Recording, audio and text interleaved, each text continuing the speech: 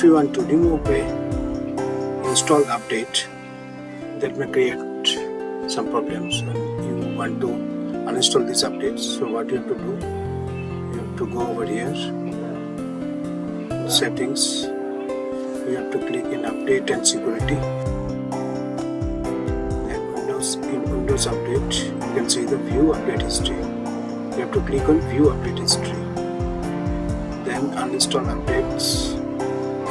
Here you find these are the updates that are available on that date. So if you find that last update what you have done is create some problem, you have to uninstall it. You just click it, right click it, uninstall it.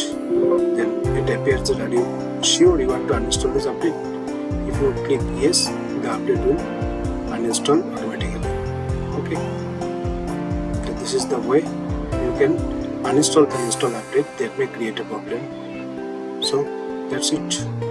Thanks for watching this video.